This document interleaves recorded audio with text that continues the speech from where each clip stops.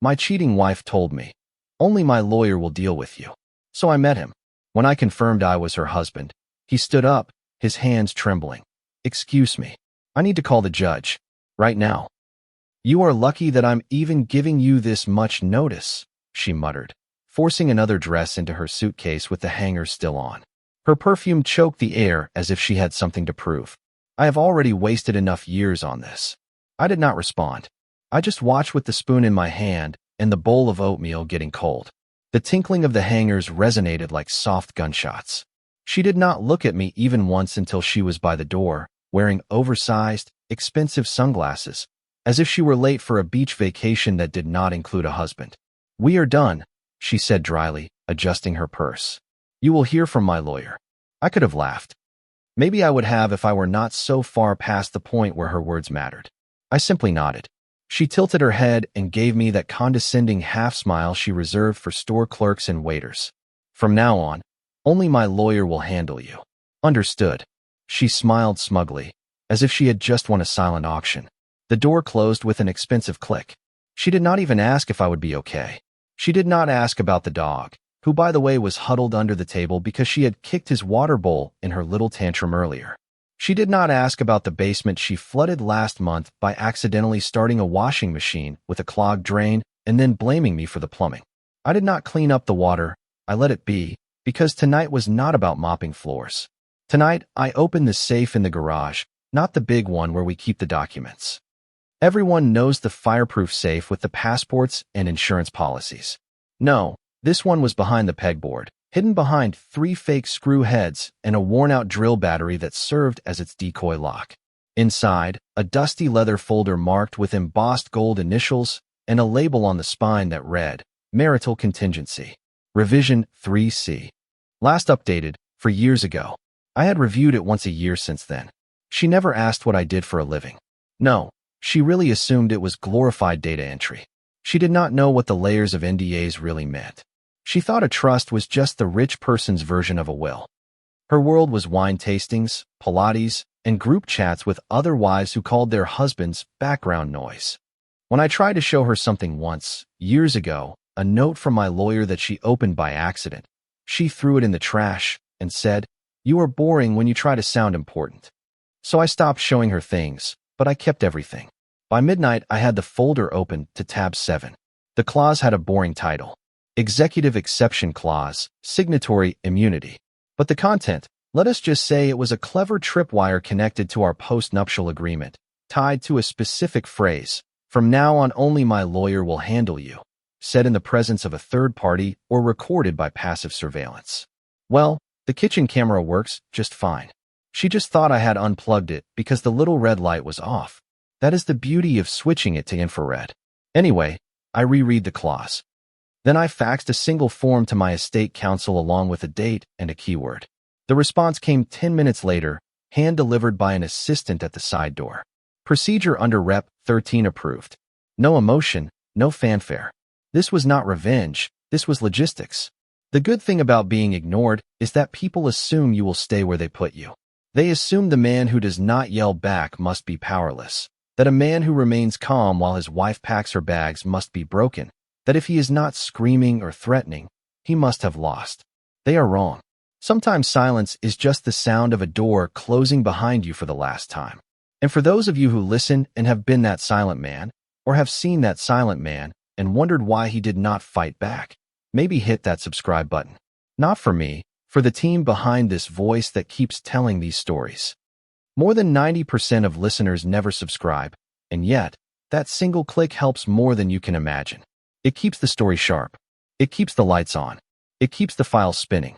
Back to the story. In the morning, she was sending selfies from a rooftop cafe. Her caption, "New beginning. With a lawyer. Go ahead." She had no idea. She had just hired a lawyer against the man who wrote the clause that her lawyer did not read. Her lawyer's office was in one of those over-renovated shopping centers where the fake fountain splashed next to organic dog bakeries, and a Zen chiropractor promised to fix your whole life with eucalyptus oil and someone named Chad. That is where she parked her Lexus, crooked as usual, and strutted in with her sunglasses on as if she were dodging paparazzi. "Is he resisting?" she asked before the receptionist could offer her a seat. The lawyer, young, expensive, and 2 degrees too proud of his Yale screensavers, smiled. No resistance. He sent a signed copy of the proposal with no revisions, no conditions. She blinked. That is it.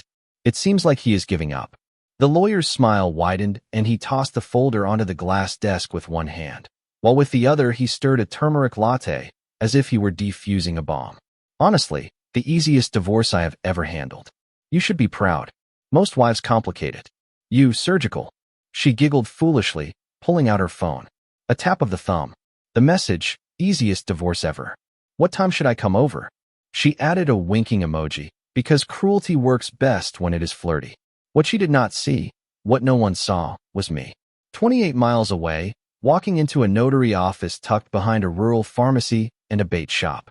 One of those towns people forget exist until they get a flat tire or their GPS freezes. The woman behind the counter wore glasses thick enough to magnify her eyebrows. Name? She asked without looking up. I slid 2 documents across the chipped counter. 1 notarization, 2 signatures already pre-signed. She examined them, squinting. Her eyebrows rose. Executive exception, huh?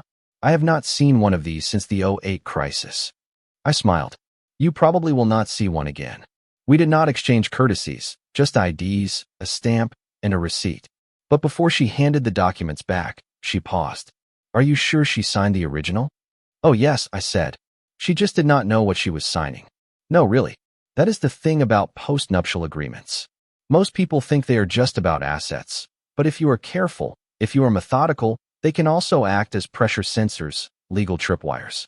And the version she signed in 2020, that one came with a small and very discreet clause on page 16, font size 9, camouflaged between 2 sections on the distribution of irrevocable trusts and family limited liability companies. It stated simply, in the event of total delegation of all marital communication to external legal representation and verified recording of said declaration, the undersigned hereby waives permanent objection to the executive modification of the listed financial entities during the dissolution process. Translated, if she ever said, only my lawyer will handle you, and I had it on tape and I did, then I had full reign to start rearranging the chessboard while she thought she was winning. All legal, all signed, all notarized, and all unnoticed, especially by her high-priced strategist, who had no idea he had just been handed a grenade without the pin.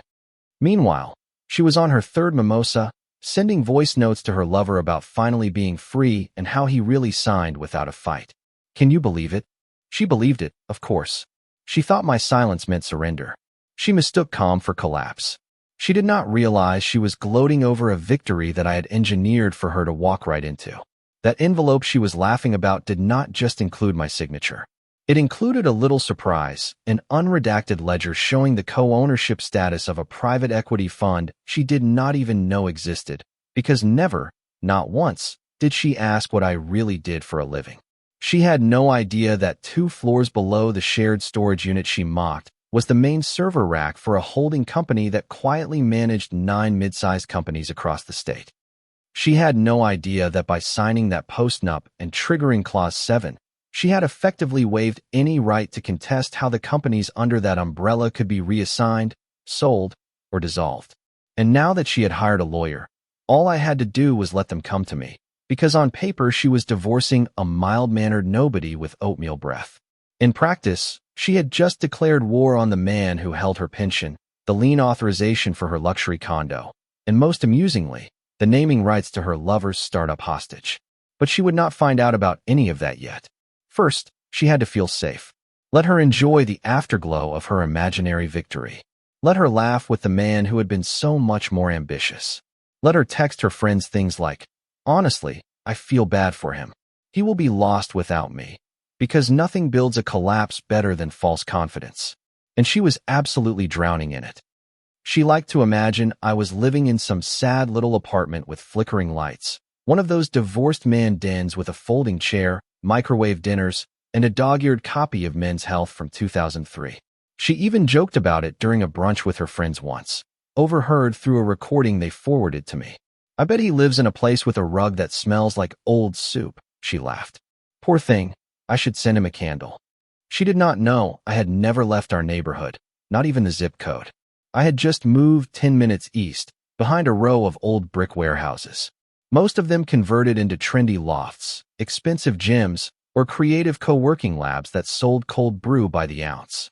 But nestled between them was a 3-story building with ivy coming down one side and a rusty metal awning that had not been touched since the Clinton administration. Above the glass doors, carved into weathered limestone, were 5 letters, Barner, my mother's maiden name. She thought it was just an old warehouse. It was not.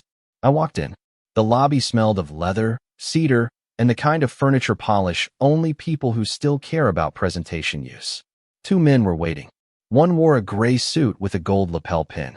The other, dark navy and a red tie, was looking through a manila folder as if he had been reading it for years.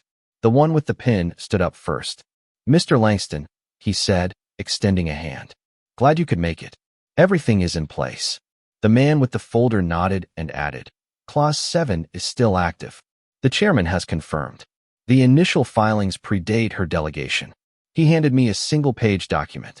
It only had 3 sentences, but they changed everything.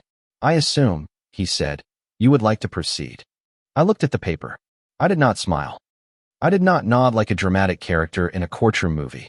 I just said, "Yes." And at that moment, the countdown began. You see, what she never asked, never cared to ask, was why the prenuptial agreement she signed in 2016 had been restructured just 2 months after my father's funeral. She thought it was due to grief-stricken paranoia, something her therapist probably called control coping.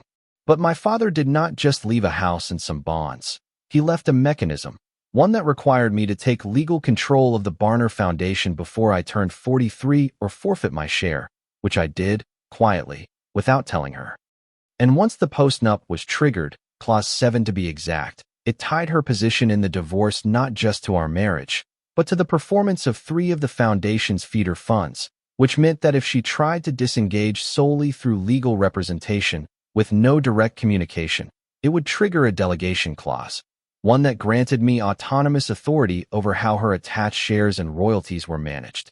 Shares she did not know she had because she never paid attention to the phrase, blind trust. She thought it was something I said to sound smart.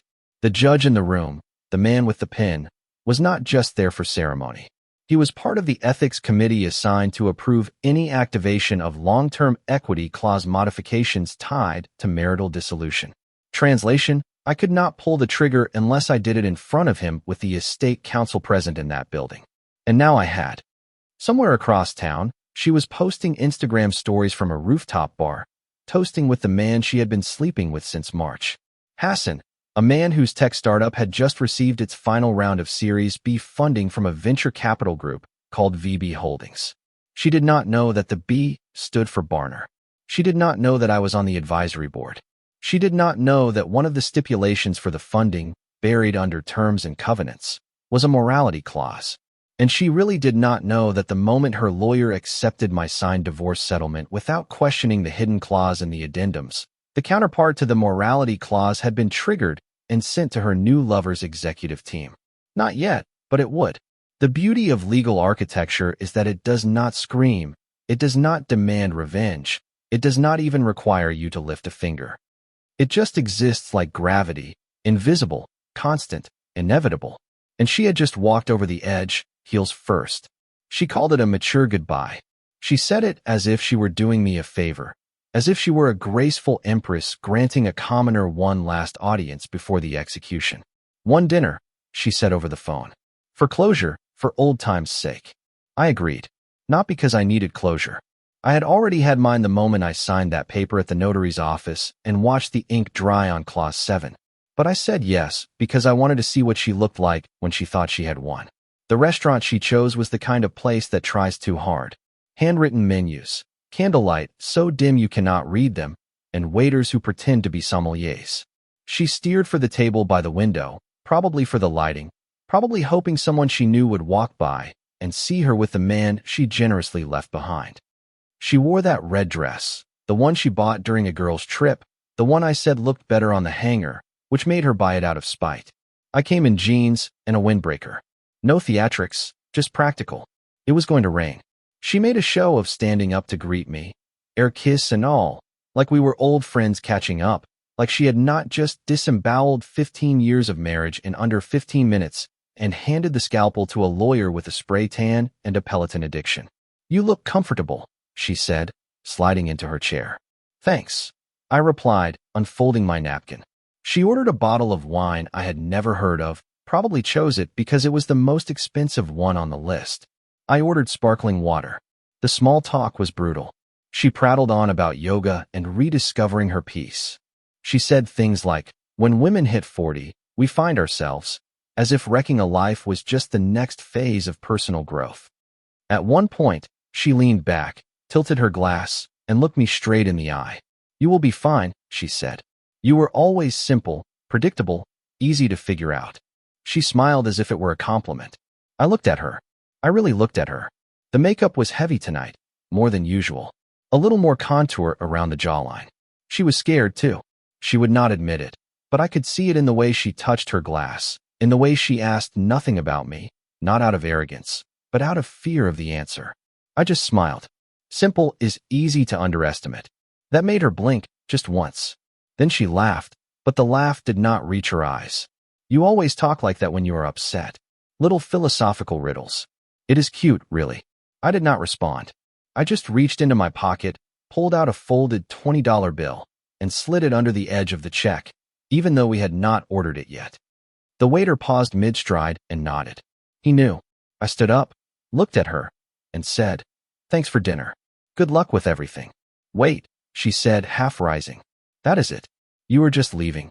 "I already left," I said and walked out. By the time the bottle arrived, I was 2 blocks away. She was left there, alone at the table, staring at the wine she had ordered for a conversation that was already over. She would text me 2 hours later. Was that supposed to be some kind of message? I did not reply. She did not know that by the time she was stirring her 3rd glass, the email had already landed in her lover's inbox.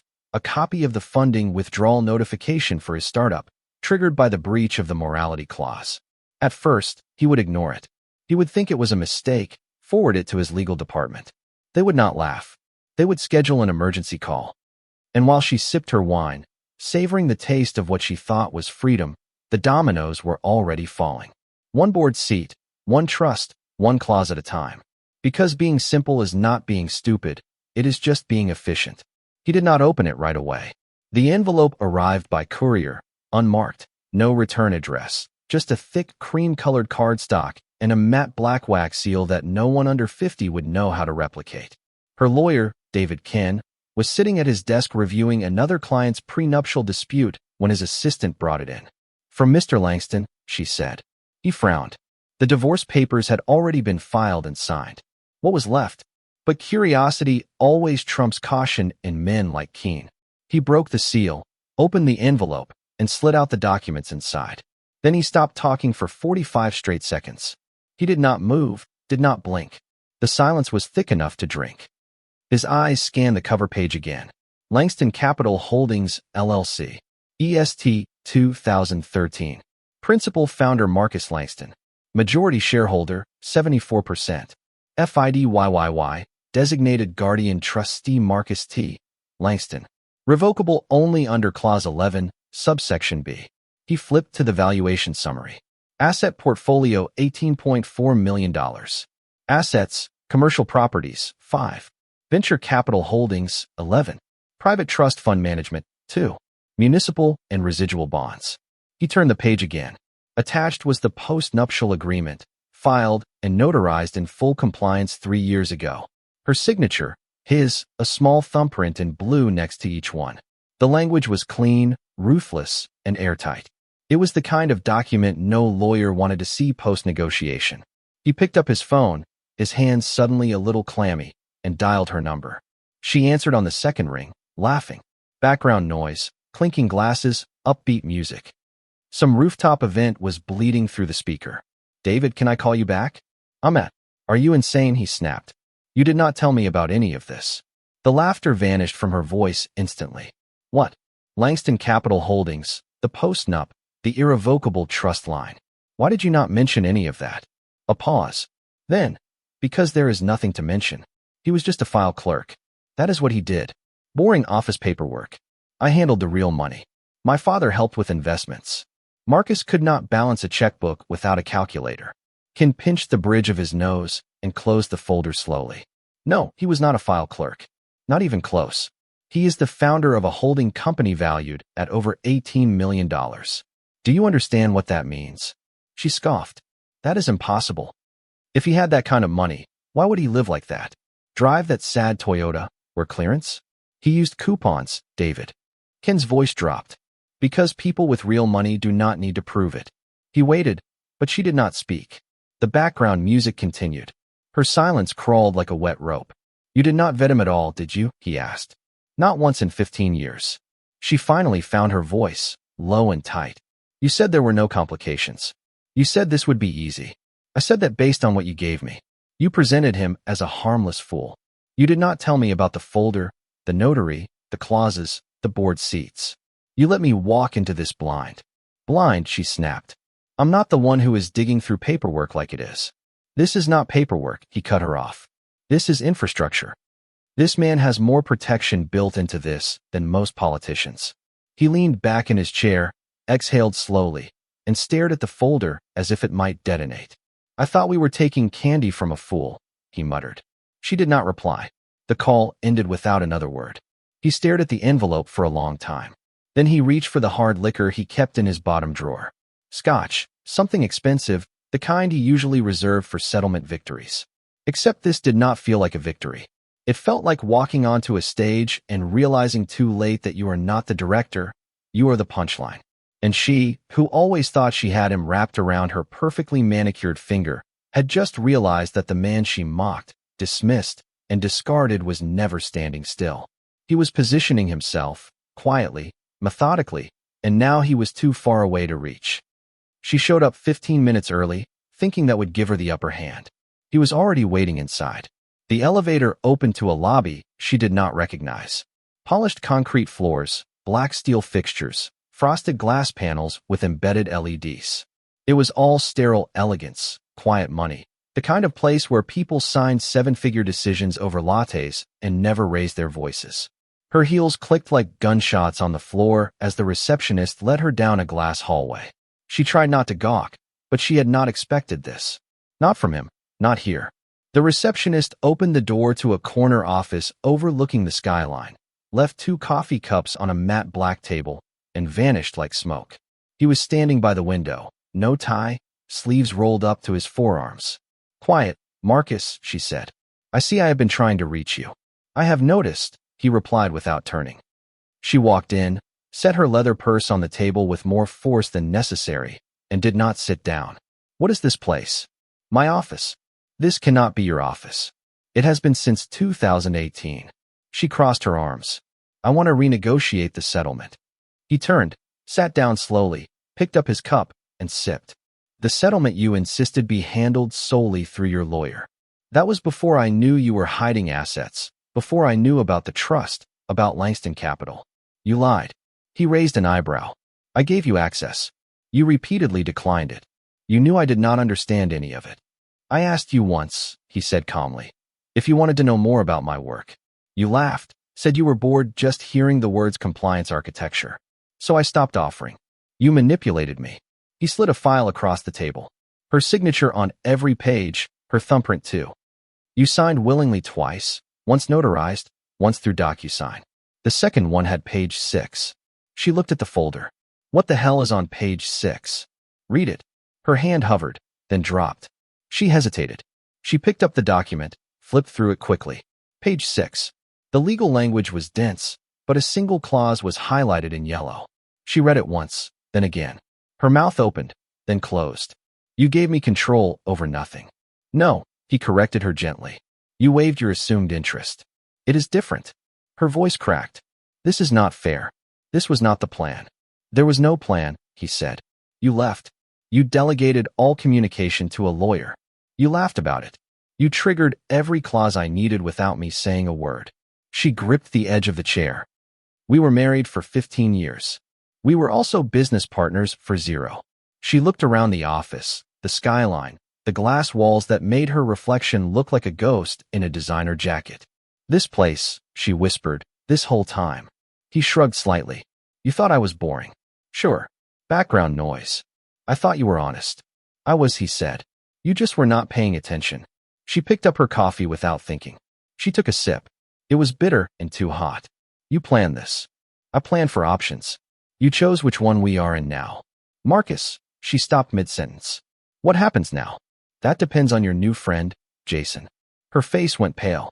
What do you mean? Did he tell you where his last round of funding came from? I know. I mean, not in detail. He leaned back. It is coming, like everything else. She stood up, shaking now. This is not over. It was over the second you said, only my lawyer will handle you, he replied. Everything since then has just been a formality. She stormed out with quick, clumsy steps. She did not know that the hallway cameras would record her trembling hands. She did not know that the funding clause in Hassan's company had a 30-day response timer, and she still did not know that she had burned every bridge before she even realized she was on one. But she would. Page 6 made sure of it. The email was sent at 9:07 in the morning. Short, dry, no frills, just 8 words that detonated like a silent warhead in her lover's small, stylish world. Effective immediately, Jason Teller was terminated as CEO. He saw it while waiting in line for his coffee at that obnoxious cafe they both liked, the one with the exposed brick walls, Edison bulbs, and baristas who looked like failed poets. He stared at the screen as if it were a joke. Then the phone vibrated again, and another headline appeared. Sources cite internal ethics review, conflict of interest. Another notification, then another, a leaked memo, anonymous, of course, forwarded by someone in HR with just enough detail to be damning. Subject, Glen Haven Holdings. Confidential review notes. Finding, conflict of interest confirmed. Issue, undisclosed financial exposure through shared personal affiliation with the principal investor's marital trustee. He dropped the phone. It hit the tile screen up, still vibrating. He did not pick it up. He stormed out, leaving his croissant untouched. He marched 3 blocks in heels that were not made for anger and found him. Jason, sitting in a quiet corner of a quieter coffee shop, laptop open, drink untouched. You knew, she snapped, loud enough for heads to turn. He did not seem surprised to see her. You knew what was happening, and you did not tell me. Hassan looked up. His eyes were bloodshot. He closed the laptop calmly. I got the notice 48 hours ago, he said. I did not believe it until the lawyers confirmed it. You let me walk into this, she hissed. He shrugged. Not out of indifference, just defeat. I did not know the clause had a morality addendum, he mumbled. Who the hell includes something like that in a Series B round? She did not answer. She could not. Her hands were clenched at her sides. I'm blacklisted, he added quietly. 3 VCs pulled out this morning. No one is returning my emails. I'm radioactive now. Thanks to you. I did not know, she snapped. He never told me he was. He did not need to tell you. Hassan said, standing up slowly. He just needed to be smarter than us, which apparently he was. She followed him down the street, still yelling, but he did not turn back. He just walked away. No big confrontation, no explanation, he just left. She was left alone on the sidewalk, eyes burning, people staring. When she finally got back to her apartment, she locked the door and sank to the floor, still clutching her phone. That is when the final blow landed. A push notification from one of those business news apps she never used, but had forgotten to delete. Glen Haven Holdings appoints new chairman of the board, Marcus T. Langston. She stared at it for a long time. She scanned the article in a haze. There was a photo of him in that same navy suit, hair neat, smile subtle, standing between 2 older board members who looked delighted. The caption was short. Langston, previously a silent partner, steps into leadership role amid structural reorganization. She read the line 3 times. Previously a silent partner. That is when her phone rang. David, her lawyer, again. She did not want to answer, but she did. Do not say it, she whispered. He ignored her. You did not just divorce him, he said dryly. You waived your future, and now you are locked out of everything that matters. I did not know who he was. No, David said. You did not care who he was. The line went dead. She sat there in her overpriced condo, looking at a life she no longer recognized. Jason was gone. The boardrooms were gone. The illusion of control was gone. She had played her hand as if she were the house, but it turns out the house had been his all along. He can reverse this, she said with wild eyes, her voice low and sharp like broken glass. David, Tell me this can be reversed. Her lawyer did not answer right away. He looked different since the Glenhaven article came out. Older, paler, as if something had rotted under his skin overnight, and he had just realized the smell was coming from his hands. We need a meeting, she snapped. I do not care what strings you have to pull or what favors you owe. Set it up. David nodded. I will request it, but I do not think you understand. Just get him in a room. She showed up 2 days later at David's office, overdressed and underprepared, all black, head to toe, a strange mix of mourning and intimidation, as if grief and authority could be worn like a perfume. Marcus arrived promptly on the hour. Not a minute early, not a second late. He walked in wearing a gray jacket, no tie, no briefcase. Calm, measured, he greeted the receptionist by name. He thanked her when she offered him coffee. She offered him decaf. He declined, but still smiled. Then he walked into the conference room. David stood up. So did she. Marcus just nodded at them both and took a seat like a man attending a casual lunch, not the cleanup of a legal disaster. She could not help herself. You set me up, she hissed. You planned this. I responded, he said simply. To what? To your choices. She turned to David. Tell him what we need. Tell him this has gone too far. David cleared his throat. He looked uncomfortable, as if the temperature in the room had shifted and no one else noticed. Mr. Langston, Marcus, may I confirm something? He asked, his voice brittle. Marcus looked at him calmly. Of course. David pulled a sheet from the folder in front of him. The first document from the first envelope, the one with the corporate filings, the trust assignments, and that strange clause Marcus had embedded 3 years ago. He held it, as if it might catch fire. Is this you? Are you really Marcus T. de Langston, listed as the founding director of Barner Trust Holdings, Langston Capital Group, in Glenhaven? Yes, Marcus replied, sipping his coffee. David stood perfectly still. I do not mean, is it just your name on it? I mean, are you the Marcus T. Langston? Yes. You personally signed the Series B clause for Glenhaven. I wrote it. David froze, his lips parted, the folder still in his hand. Then, with a slow, mechanical movement, he pushed his chair back, stood up, and without looking at either of them, said, Excuse me, I need to make a call to the judge. He did not take the file. He did not take his phone. He walked out like a man who realizes halfway through a hike that he has been following the wrong trail. And now the sun was setting. The door closed behind him. Silence. She turned to Marcus. You cannot do this to me. He looked at her, not with cruelty, just with distance, like a memory you no longer revisit. You mean hold you accountable? He asked. She stood up, pacing. You did not even act like someone with power. You used to let me make the reservations. I picked out your clothes. I was not pretending, he said. I just did not feel the need to correct you. You could have stopped this before it got out of hand. He sipped again. No, you could have. She slammed her palm on the table. What is it you want? He finally looked at her, and for the first time in months, maybe years, his expression was not neutral. It was disappointment. I wanted to be married to someone who saw me, not someone who performed superiority because she was too afraid to be still. The door opened again. David poked his head in, his face pale, the phone still in his hand. His voice was barely audible. The judge has confirmed everything. Her knees buckled slightly. David did not come back into the room. He just closed the door again. This time, the clicks sounded final. The court did not schedule a hearing, no public outbursts, no dramatic gavels, just a digital notice buried in the court clerk's online portal. Discreetly marked. Judicial declaration of validity issued. All filings verified. Case closed. David did not call her.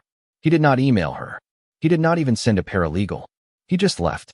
One morning, she checked the shared folder they had used during the divorce and found her name had been scrubbed from the document access log. An hour later, a courier dropped off a slim white envelope, no return address.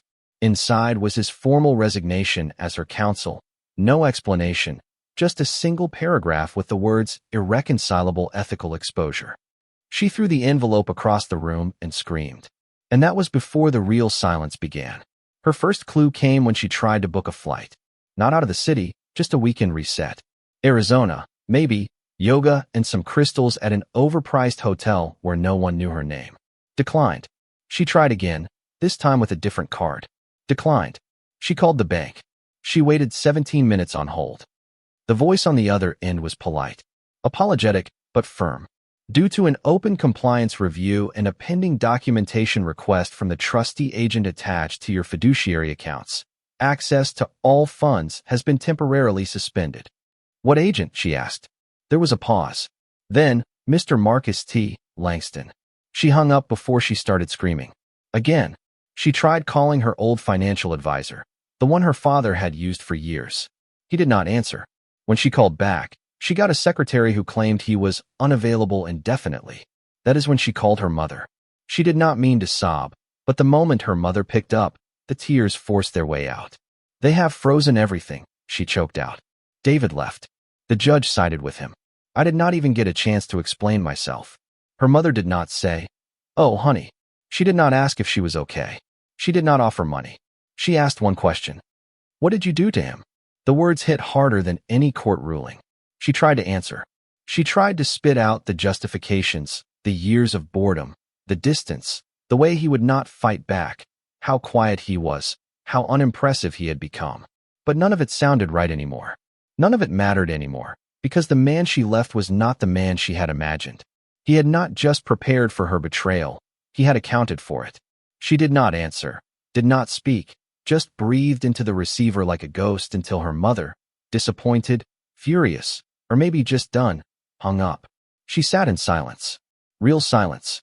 The kind that does not hum or creak or whisper, the kind that swells like a vacuum and makes your own heartbeat feel too loud in your ears. No friends reached out. Hassan was gone.